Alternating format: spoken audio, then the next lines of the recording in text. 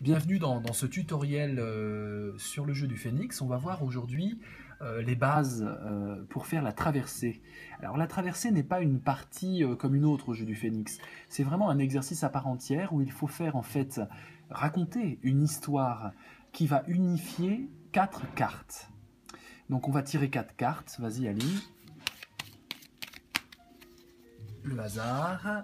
J'en tire 4. Par exemple celle-ci. Peu importe l'ordre. Hein. Donc on a quoi? On a Matka, le voyage, l'irrationnel, la démesure, le hors norme. Voilà, une carte de libération et de transe. On a, prenons celle-ci, on a l'élixir, la carte du calcul, mais ça peut être aussi l'élixir fou, la carte de la magie, de l'alchimie, de la création alchimique. Très bien. Allons-y pour la troisième carte. On a tiré la tempête, le chaos, la destruction, le surmenage incessant, mais ce qui peut être aussi la tempête folle, c'est-à-dire la révolution salutaire, le renouveau qui fait du bien même si tout est chamboulé. Ok, et on finit par celle-ci. L'idole, la manipulation qui fascine, et aussi l'idole folle, le leadership inspirant. Voilà, donc on a 4 cartes avec 4 dessins. Le but d'une traversée d'abord est d'essayer de méditer dans le désordre, hein, de mélanger tout ça, et de voir quels pourraient être les liens d'analogie, c'est-à-dire de comparaison, les liens de ressemblance, les liens de dissemblance, les liens d'évocation, les liens poétiques, les liens de couleurs, les liens de thèmes.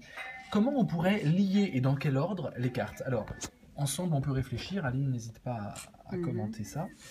Alors, réfléchissons, voyons voir. Donc là, il y a quand même l'idée de transe. Il y a l'idée de on va se libérer. Là aussi, dans la tempête folle, on a cette idée de libération et de chamboulement. Les deux, on a ça. Hein. Que ça soit tempête ou tempête folle, on a l'idée de chamboulement. Hein. Cheveux au vent, la chaîne qui devient pissenlit, l'animalité, le côté sauvage.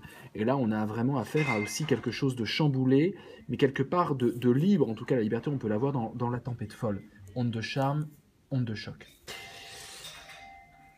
Là, c'est pas mal, parce que là, ça guide. Quelque part, il y a l'idée que de chamboulement autour de l'idole, tout le monde est dans l'énergie tournée vers cette idole. Et puis l'idole va servir de pôle, va servir d'horizon, va servir de possibilité de canaliser toutes les tensions extérieures.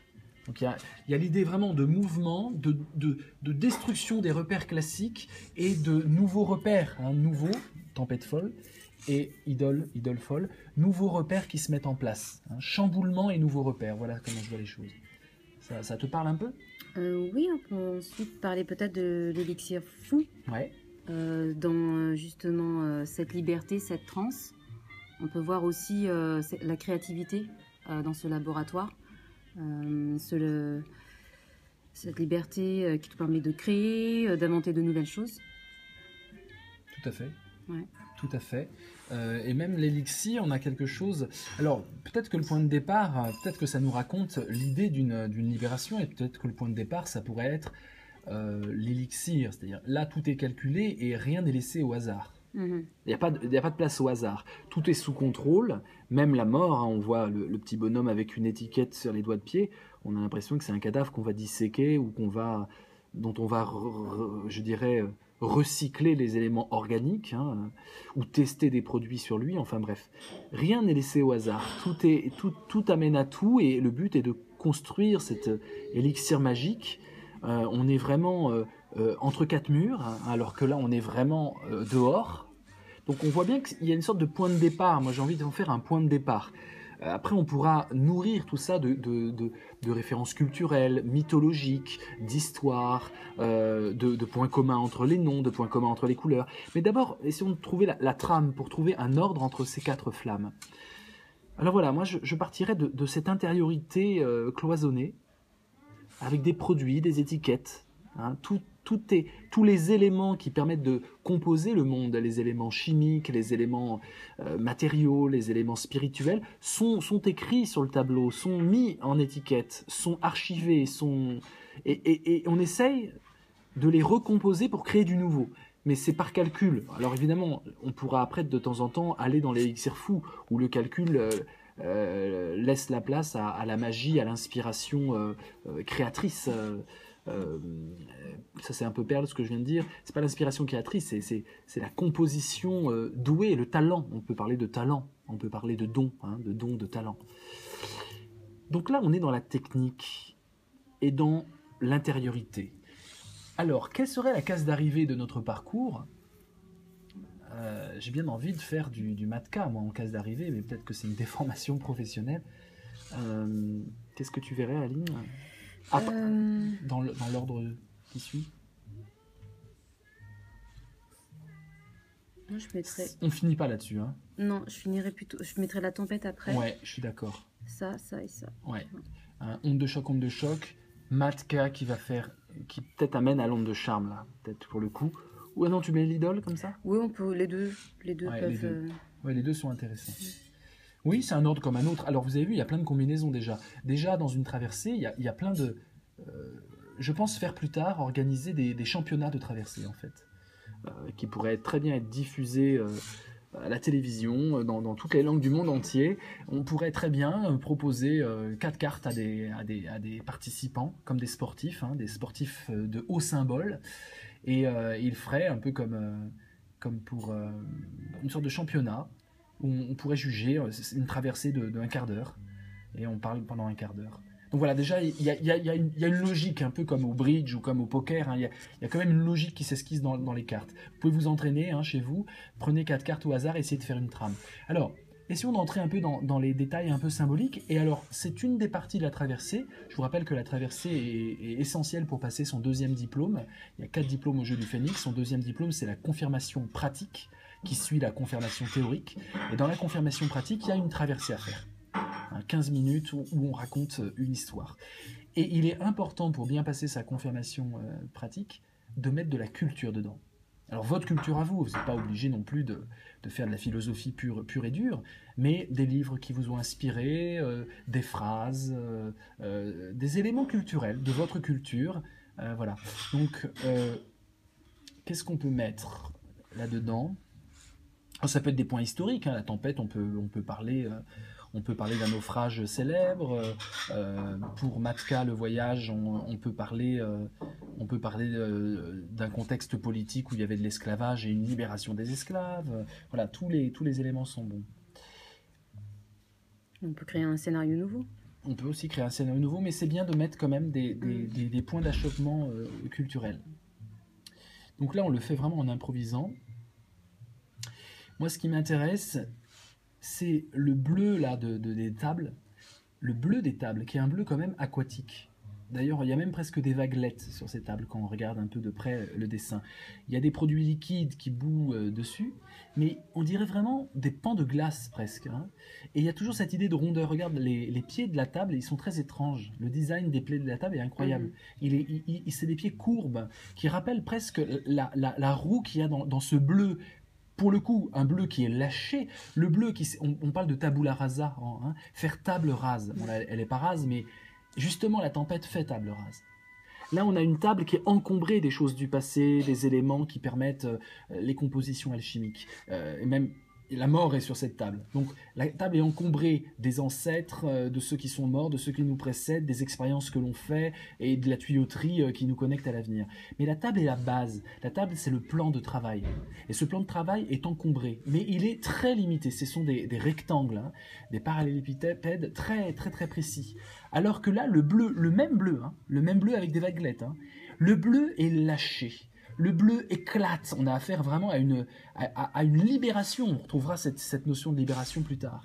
Et donc, ce qui était de l'ordre de la maîtrise, du calcul, de la stabilité, il y a table dans stabilité, quelque part, donc de la stabilité des os et des cadavres, donc du passé qui nous encombre, encombrer la table, tout d'un coup va se lâcher. Alors il y a toujours du cadavre là-dedans, il y a quelqu'un qui se noie là, noyé, et puis il y a des nouveau-nés mais mal en point, il y a des animaux, il y a toujours le bordel, mais c'est un bordel où la table prend le dessus. On voit vraiment que cette base de rationalité devient une sorte de rationalité lâchée qui va dévorer ceux qui sont enfermés dans la rationalité.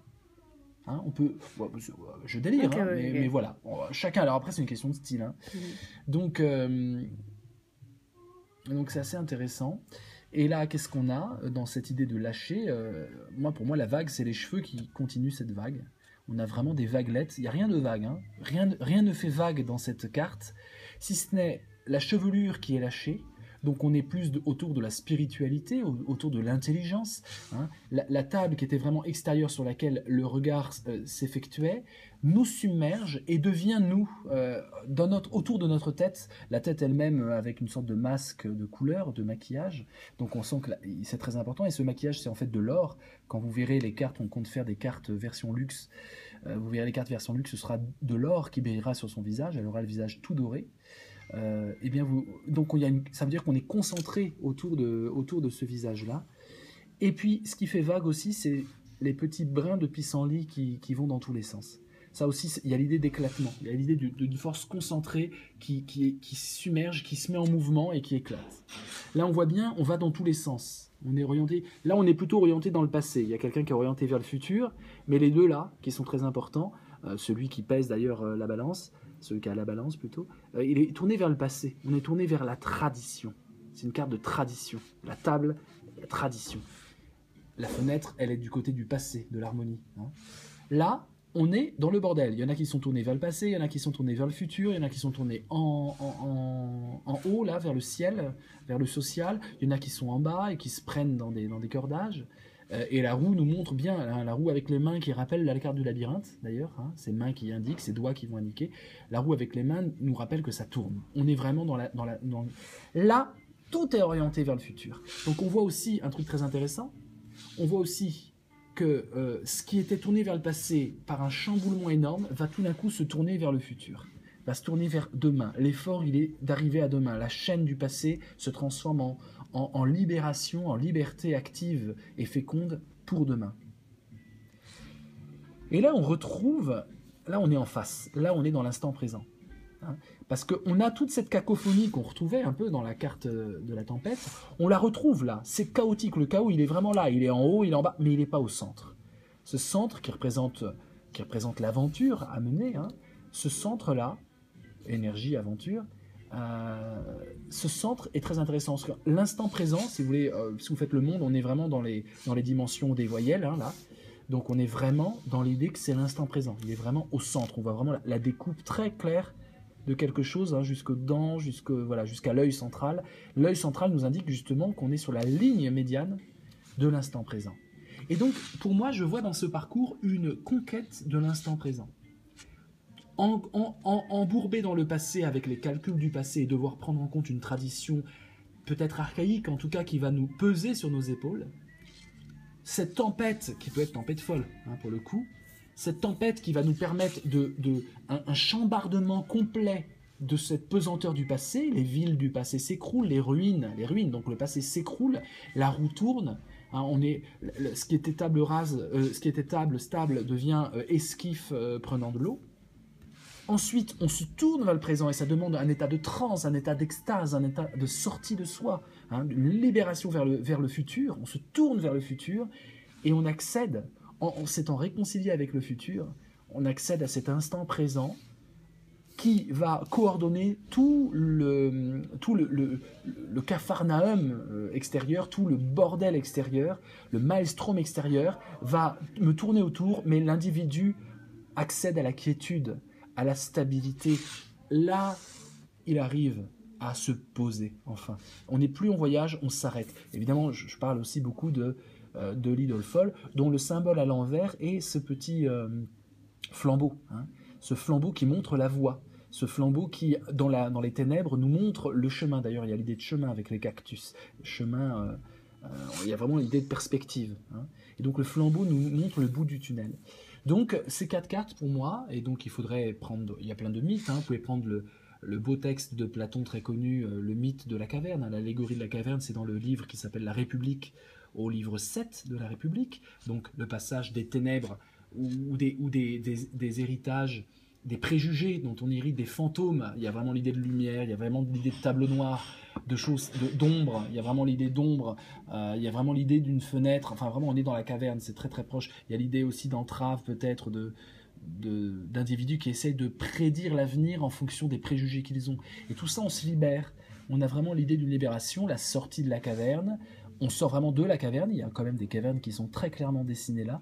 Donc, il y a vraiment la sortie de la caverne. On accède vers de la lumière. Il y a vraiment toute une réflexion sur la lumière. Et on arrive à une vraie libération où les esclaves qui ne se sont pas libérés, eh bien, nous en veulent ou nous adulent.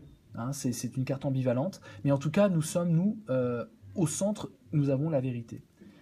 Voilà, ça c'est une référence culturelle, il y en a 1000 autres, à vous de les trouver. Vous pouvez parler de Moby Dick pour parler, je sais pas, de la tempête, vous pouvez, même des films assez connus peuvent être utiles. Qu'est-ce qui te vient là en termes de romans, de chansons, même des chansons peuvent nous aider. Tous les moyens sont bons, toutes les bribes culturelles sont bonnes pour nous expliquer cette quête, cette conquête d'un présent qui serait un présent plutôt comme ça, idole folle. C'est-à-dire un présent qui capterait tous ceux qui n'ont pas trouvé leur centre, leur axe. Les désaxés, finalement, vont comprendre qu'il y a quelqu'un qui a réussi à trouver son axe central. Oh, je pense que dans les biographies aussi... Ouais, je pense à... Ouais. Non, je sais plus à quoi je pense. Mais ça pourrait tout à fait être même une série télévisée. Non, mais vraiment. Sur... je sais pas. T'as vraiment... Enfin, ce serait pas l'autorité, mais tu sens vraiment que là, t'es coincé dans un carcan et que en opposition, donc il y a cette révolution énorme avec un courant qui crée un souffle en fait, qui te pousse vers le voyage et un courant d'air qui te mène vraiment vers un voyage nouveau où tu explores de nouveaux horizons et t'amène à exister en dehors justement de ce laboratoire, en dehors de ces limites qui t'ont été qui ont été posées autour de toi au début. Mais ça peut être des tas de choses, ça peut être des histoires familiales, ça peut être... Ah oui, on peut... Il y a des contes, sûrement. C'est très con. C'est difficile en fait là tout de suite de trouver parce qu'on a envie que ça corresponde aux 4 cartes.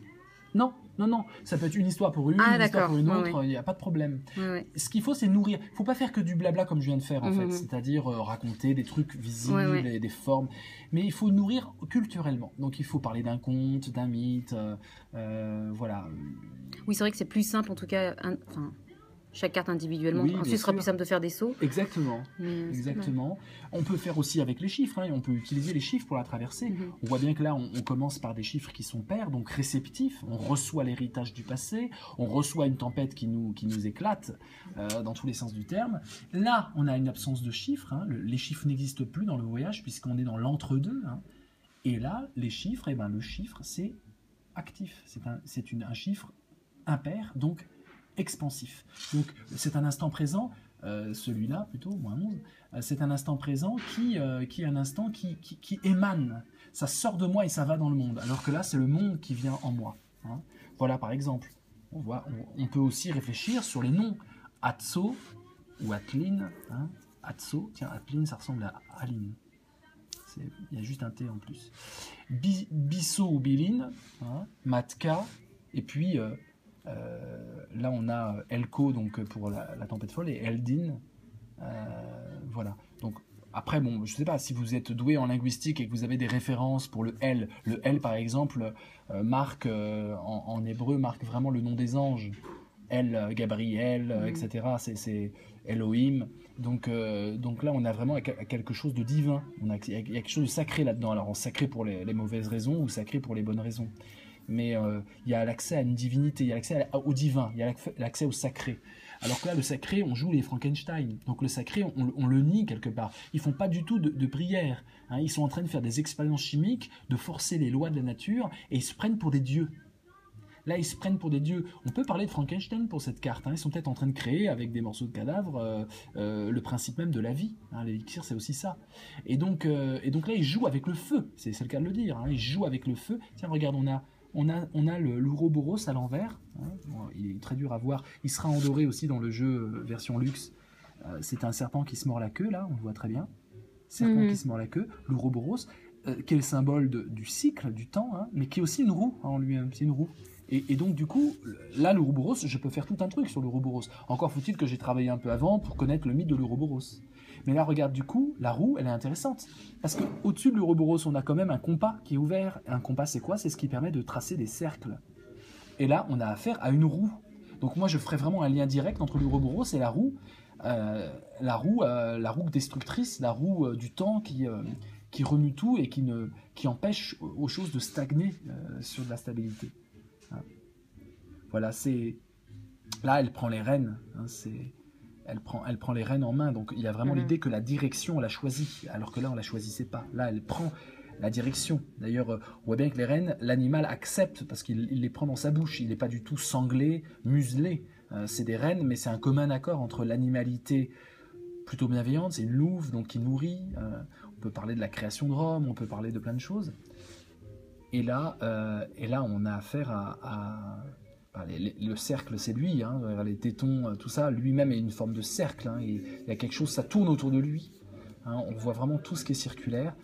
C'est le symbole un peu il y a quelque chose de diabolique dans l'idole, parce qu'en fait, le pouvoir terrestre compte là, alors que dans le flambeau et dans l'idole folle, on n'est plus dans le pouvoir terrestre. Non, c'est vraiment intéressant. Regardez le nombril comme il est vraiment. On a des diagonales qui indiquent vraiment que le nombril est très important là-dedans. Et regardez le cercle, la spirale dans la main, on la voit pas beaucoup. Et c'est une spirale qu'on retrouve, donc qui évoque la tempête. On a vraiment l'idée de spirale. On a l'idée de l'Ouroboros. Tu vois, là, je suis en train de faire des liens sur des éléments très précis que je tisse entre eux. Mais il faut méditer un peu. Spirale dans les rênes, regarde, plein de petites spirales. Là aussi, ça nous évoque quelque chose de circulaire avec un point central, Donc ça, c'est annoncé là-dedans. Hein. L'idole circulaire, regarde les tétons. Les tétons, c'est exactement la même chose. On a affaire à... Tu vois, et je le trouve maintenant en t'en parlant. Hein. C'est pas des trucs que il n'y a rien de calculé là-dedans. C'est en discutant et en réfléchissant. Tu vois. Et regarde la spirale, elle est reliée, elle est là aussi. Oui. Tu vois. Donc ils lisent un livre, ils font des prières, exactement. Elle a même une spirale sur les fesses, la femme qui monte ses fesses. Très intéressant, tu vois, il y a vraiment une connexion. On gagne la spirale. Parce que le présent, c'est pas un présent inactif et passif, c'est un présent expansif. Donc il est actif, c'est la spirale qui permet d'aller au fond de soi et au fond et de s'éclater à l'extérieur. Hein. On peut comme ça gloser dans les animaux. On peut aussi voir que l'animalité, du coup, elle est en offrande. Toute cette animalité est une offrande pour l'idole ou l'idole folle. Hein. Donc il y a une sorte d'homme qui se transforme. Ça nous évoque les tentatives alchimiques. C'est jouer avec le génome aussi, hein, c'est la génétique, l'élixir. Et là on a affaire à des monstruosités. On a quelqu'un qui arrache sa tête pour le saluer. Au lieu d'enlever son chapeau, il arrache sa tête. Là on a affaire à des livres, hein, c'est important. Hein. Il y a des livres aussi là. Il a un livre, il a un grimoire dans la main. Donc on part d'un livre pour arriver à un livre. Sauf que l'usage des livres n'est pas le même. Hein. Là le livre c'est la recette qui permet de doubler Dieu. Et là, on a un chant de ténor magnifique qui apparaît. Et là, le livre, il est justement pour louer Dieu. On part de doubler Dieu à louer Dieu. C'est intéressant, tu vois. Voilà, 1000 réflexions à mener. J'espère que ça vous a donné envie, vous, de commencer à tirer 4 cartes. Il y aura des combinaisons infinies. Et d'essayer de voir... alors, j'ai des conseils très pratiques. Pour travailler la traversée, il faut faire des fiches par carte. Des fiches où vous mettez des mythes. Donc il faut que vous augmentiez votre connaissance de mythes, votre connaissance de livres. Tous les livres que vous avez lus, essayez de faire des fiches de ces livres que vous avez lus et de les rattacher à des cartes. Comme ça, quand une flamme tombe, vous aurez tout de suite des éléments. Le mieux, c'est de faire en fait 26 fiches. Ouais, c'est pas mal. Tu vois, tu regardes un film, tu essaies d'en faire des fiches. Tu regardes toutes les œuvres culturelles que vous croisez, vous les mettez en fiches liées à des cartes. Et comme ça, vous pourrez jongler culturellement très facilement. Dès que vous avez une anecdote, une phrase, ça peut être des citations, ça peut être un livre, ça peut être une idée, et ben vous en faites des fiches. Et en fait, ça, selon la légende, on sait très bien que Imré avait des cahiers et des cahiers remplis. Lui, c'était carrément des dizaines de cahiers par flamme. Hein, donc, toute une connaissance énorme. Et un grand joueur du Phénix qui n'est pas traduit en français, qui s'appelle Bella Hamvas, H-A-M-V-A-S. Lui aussi était un grand joueur et qui avait carrément une bibliothèque entière qu'il classait en fonction des flammes. Donc on avait la flamme numéro 11 par exemple, l'idole, et on a une bibliothèque entière avec toutes les connaissances qui peuvent être attachées à l'idole par exemple. Donc voilà, amusez-vous bien et puis on se retrouve bientôt pour cette fois-ci faire une vraie traversée en bonne et due forme, c'est-à-dire 15 minutes de traversée, on tire les cartes et pendant 15 minutes on met en place tout ce qu'on a vu avec beaucoup de choses culturelles, de vraie nourriture. Il faut que ça soit passionnant pour ceux qui écoutent la traversée, il faut que ça soit nourrissant, il faut qu'ils partent de ces 15 minutes comme une conférence TED avec plein de choses à penser, à réfléchir. C'est vraiment un excellent exercice et c'est une partie en soi, hein, quelque part la traversée, c'est une façon de jouer au jeu aussi, hein. Des connexions et de la culture qui se déversent dans les cartes pour trouver des liens. T'as des questions? T'as des interrogations? Oui, c'est-à-dire quand on tire les cartes, par exemple, on prend le temps de les observer, on prend le temps de les réordonner. Oui. Donc tout ce process, en fait, fait partie des 15 minutes de présentation. Oui, mais t'es censé l'avoir bossé. Ah oui. T'es censé avoir tellement médité sur les cartes que ça vient tout seul. Donc il faut vraiment faire des fiches. Parce que tous les éléments des cartes, aucun ne doit avoir de secret pour vous quand vous passez en tout cas votre confirmation pratique. Sinon vous pouvez prendre le temps que vous voulez, vous faites ce que vous voulez chez vous. Mais quand vous passez votre confirmation pratique, il est important que ça vienne tout seul. Donc il faut vraiment faire des fiches personnelles où tout d'un coup vous avez un élément, paf, l'enfant dans du linge comme une petite momie mais vivante, hop, ça nous évoque jouer avec, ça nous évoque plein de choses. Voilà. On peut connaître les cartes, mais c'est le temps de créer les liens. Ouais, mais il faut s'entraîner, c'est un sport. Ouais. Comme tout dans le jeu du Phénix, c'est une gymnastique spirituelle et philosophique, hein. Donc plus on joue, plus on est bon. Meilleur on est. D'autres questions? Oui, donc du coup, ça prend peut-être plus de temps de scénariser, admettons. Si là, on a 15 minutes pour parler de chaque carte, des liens qu'on peut trouver entre elles, il y a une chronologie quand même. Oui, ça nous laisse peut-être pas tellement le temps de raconter une histoire inventée, par exemple.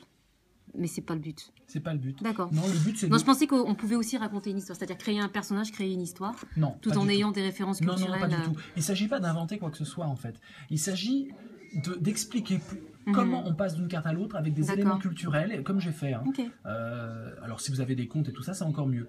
Mais voilà, mais c'est pas du tout inventé.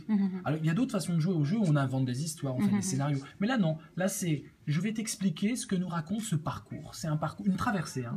Quelle est cette traversée? On part d'où? On passe par quoi? Et on va où? Voilà. Il y a un exemple sur internet, il suffit de taper Jeu du Phénix traversée dièse 1 et vous avez un exemple de traversée que je fais avec 4 cartes. Je crois que ça commence par l'ancêtre, ensuite il y a l'épée, l'œil et la source. Voilà, et vous aurez un bon exemple. Je vais avoir un petit notebook déjà. Ah oui, c'est long. Ah oui, il faut le bosser, il faut s'entraîner. Mais c'est passionnant, hein. C'est passionnant, c'est incroyable et ça augmente votre culture. C'est une façon de travailler la culture en faisant des liens entre des films, entre des livres, entre des musiques, entre des poèmes, entre tout ce qui est culturel. Ça vous oblige à faire des liens entre tout ça. Donc on sort du cloisonnement culturel. Ah bah non, il y a les livres pour l'élite, il y a les livres sacralisés par l'érudition, il y en a d'autres c'est populaire. Là, tous les moyens sont bons là. Tous les moyens, la linguistique, les chiffres, les couleurs, les dessins, les symboles, les livres, la culture, voilà. Tous les moyens sont bons pour que ça soit passionnant pendant 15 minutes et qu'on soit vraiment emporté dans votre traversée. Rendez-vous sur la page Phénix du jeu, hein, facebook.com/jeu du Phénix. Et puis il y a le groupe de Vanina, Les éclairs du Phénix. À bientôt.